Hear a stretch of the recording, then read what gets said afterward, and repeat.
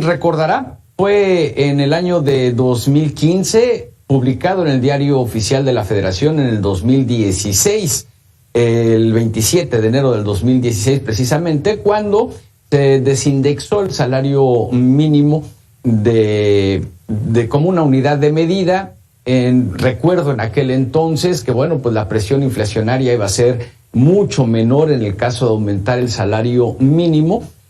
Sin embargo, esto, pues a final de cuentas, pueden subir el salario mínimo por decreto, pero los mexicanos seguimos sufriendo porque nos alcance para comer.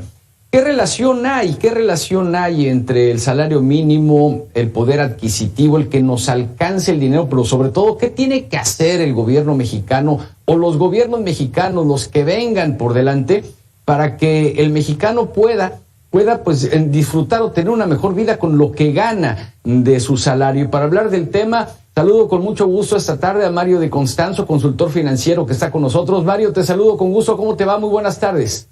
Muy buenas tardes, Eduardo, y un saludo a ti y a todo el auditorio, y pues aunque sea ya medio avanzado el año, un feliz año a todos. Claro que sí, no había tenido oportunidad yo tampoco de desearte un muy buen año, sobre todo saludable, Mario. Y bueno, gobiernos van, gobiernos vienen, todos prometen prácticamente lo mismo, Mario: sacar a los pobres de la pobreza, que a los mexicanos nos alcance para más con lo que trabajamos y lo que percibimos de salario. Y pues simplemente damos quizá un paso para adelante y no sé cuántos para atrás.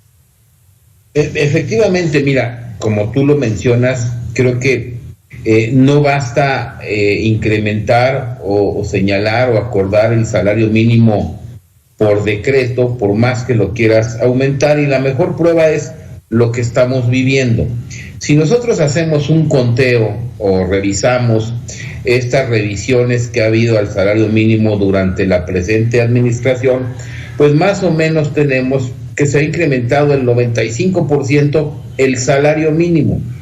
Esto es lo que reflejan las cifras. Tú recordarás, en 2018 era como 88 pesos diarios, y para 2022 está un poco como 172 pesos estará el salario mínimo para lo que viene el próximo año.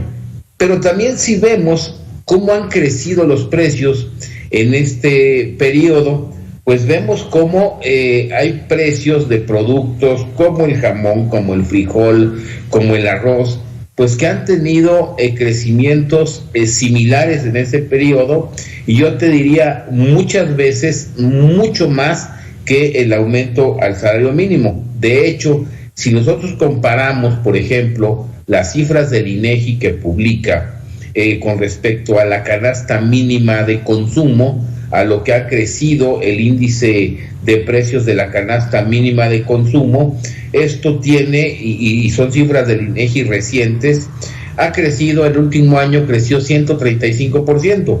Si nosotros revisamos y vemos que el incremento al salario mínimo entre 21 y 22 o para 22 fue de aproximadamente el 22%, pues vemos por qué a la gente no le alcanza y por qué la pobreza laboral, es decir, aquellas personas que aún percibiendo un ingreso no les alcanza para adquirir una canasta mínima de consumo, se ha incrementado, y son el 40% de la población laboral los que actualmente no pueden adquirir una canasta básica, vamos a llamarla así, de consumo. Y a todo esto pues se ha visto reforzado con el incremento o actualización, como le está llamando el gobierno, del famoso IEPS, del impuesto especial a la producción y servicios, sobre todo en el caso de las gasolinas, que de acuerdo, por ejemplo, con la Asociación Nacional de Pequeños Comerciantes, pues esto va a impactar en el costo de muchos productos alimenticios. Ahora, ¿qué ha pasado? Yo te diría dos cosas. Primero, escasez, una inflación generalizada, sí es cierto, a nivel mundial, pero también escasez mucho de producción alimentaria aquí en México. ¿Y por qué se ha dado? Si nosotros revisamos los presupuestos de los 3 últimos años, pues se han reducido sensiblemente el presupuesto destinado al campo. Y esto es muy importante, porque esta reducción de presupuesto también ha incidido en el precio de los alimentos, sobre todo en los alimentos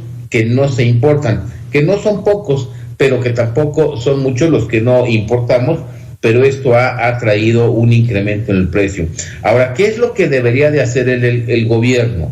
Yo te diría dos cosas. Primero, fomentar la inversión privada, fomentar la inversión pública y privada, pero darle garantías a la inversión privada. Mucho de lo que estamos viviendo ahorita es también, pues, por la falta de inversión que ha habido, la incapacidad para generar empleos bien remunerados, que ese es el otro punto. No se trata de estar generando empleos pues nada más que estén basados en el salario mínimo, y que además esto no es proporcional. El hecho de que se haya incrementado el salario mínimo, que es básicamente un indicador, en 22%, eso no quiere decir que tu salario, mi salario, o de muchas personas que nos están viendo, hayan incrementado estos ingresos en 22%. Y aquí es donde viene pues el deterioro que ha habido en el poder adquisitivo, en la inflación, y por eso a las familias teniendo que hacer ajustes en sus canastas de consumo, porque además, desafortunadamente, lo que más se ha incrementado es el precio de los alimentos. Claro. Y Mario, ayúdanos a entender algo, porque escuchamos las cifras de los especialistas, de los analistas como tú, del Banco de México, del propio INEGI, donde hablan de una inflación ahora alta, pero aun cuando la mantengamos suponiendo en el tope del Banco de México, que es del 3% más o menos, obviamente está ahorita superior al 7%, pero cuando nosotros vamos al supermercado, pues no vemos ese 7% reflejado o ese 3% reflejado, lo vemos mucho más. ¿Cómo entender esa parte para el ciudadano de a pie, para el ciudadano común y corriente que dice, es que, ¿cómo dicen que la inflación está abajo de 2 dígitos cuando, pues, yo simplemente compro ya el 40% de lo que compraba hace 2 meses? No, mira, yo creo que además tiene razón la gente que expresa esa duda, esa confusión. ¿Por qué? Pues porque obviamente el índice general o el índice nacional de precios al consumidor, o la inflación, pues depende también, o se mide en función de una canasta muy amplia, muy amplia de bienes que no necesariamente son los bienes que diariamente, digamos, consume un ama de casa o una familia. Y por eso yo hacía referencia a esta inflación, que así le llama el INEGI, de la canasta básica de consumo. Es decir, esta canasta o este dato viene de incluir, yo te diría, los precios o los productos que más adquiere la gente. No es lo mismo que nosotros, por ejemplo, para medir la inflación general, incluyamos cemento, incluyamos oro, incluyamos bienes que no necesariamente son del consumo generalizado o de las familias cuando van a un supermercado. Más bien a las familias les interesa precisamente lo que se puede adquirir en un supermercado, y es lo que refleja realmente el índice de precios de la canasta básica de consumo, el cual, como te digo, el último año registró un incremento de 133%. Eso sí, es algo que van a entender más las personas, las amas de casa, o quienes acudamos a hacer la despensa mes a mes o quincena a quincena, porque es una realidad. Pueden comprar 40% menos, y ahí sí, la inflación anualizada, la inflación diciembre de 2020 a diciembre de 2021, eso es lo que está reflejando el crecimiento, 133%. Es algo que pues duele, claro, que es grave, pero que las familias nos van a entender más. La familia difícilmente nos va a creer que la inflación de 2021 fue 7%, porque, como tú lo dices acertadamente, pues ellos van al súper y ven el crecimiento de los precios muy por arriba de este 7%, y es porque precisamente la canasta de consumo o la canasta de bienes que son parte de su consumo consuetudinario, pues está creciendo más que si metemos a esta canasta el precio del oro, el precio de otros bienes que no necesariamente adquiere en general la población. Así es. Y Mario, bueno, yo lo veo en las salchichonerías del supermercado. Hace un par de años, quizá un poco más, 2 años y medio, 3 años, te ponían el precio por kilo de jamón. Sí. Luego lo bajaron a medio kilo, el precio por medio kilo. Ahorita te están ofreciendo el cuarto, porque simplemente la gente nos iríamos de espaldas si nos ponen el precio por kilo. No, coincido contigo. Mira, es que además tocas un tema. A ver, te voy a dar el ejemplo de un producto en específico. Jamón Virginia Food, 1 kilogramo. El precio ha crecido 140% entre diciembre de 2018 y diciembre de 2021. Son datos de la canasta básica de la Profeco, que además habría que preguntarles cómo sacan estos precios promedios, porque a veces no dan, pero consultando estos precios y de la canasta, yo te puedo decir que eso ha sido el incremento. Y efectivamente, ha sido, pues yo te diría, en ese sector, salchichonería, carnes frías, un crecimiento exponencial, yo te diría, el que ha habido con estos precios. Tan es así que, como tú lo dices, ya no te ponen el precio por kilo, ya te lo ponen por medio kilo o por un cuarto, porque además es lo que están comprando las familias.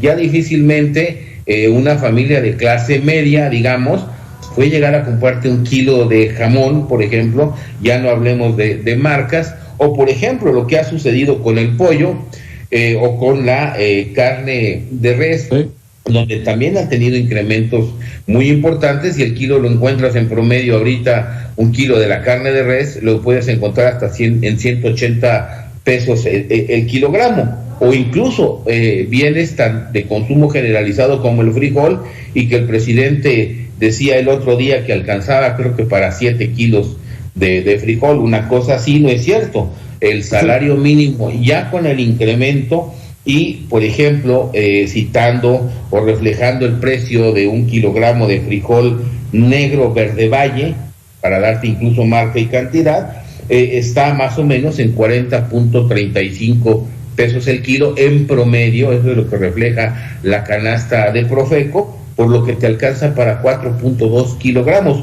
cuando en diciembre te alcanzaba para 4.4 kilogramos. Es decir, ha habido una pérdida muy fuerte del poder adquisitivo. 16% fue el incremento en el costo de la canasta básica de consumo, según la Asociación Nacional de Pequeños Comerciantes. Esa canasta de consumo, pues es lo que consume básicamente y diariamente la gente. Por eso es que a la gente, cuando le explicamos que su inflación fue del 7%, pues dice, ¿en dónde? Porque en mi bolsillo está siendo mucho más alta. Así es. Pues Mario, como siempre, muy agradecido por tu participación aquí en Mega Noticias. Reitero mis deseos de mucha salud y mucho éxito para ti y tu familia en este año 2022. Te lo agradezco mucho, Eduardo. Un saludo también a ti, a todos ustedes y a todo tu auditorio. Gracias. Muy buenas tardes. Mario Di Constanzo, analista en temas económico-financieros, consultor financiero. Pues sí, a final de cuentas, a lo que nos interesa a los mexicanos es a lo que tenemos en nuestro bolsillo y lo que nos termina alcanzando con lo que tenemos en el bolsillo.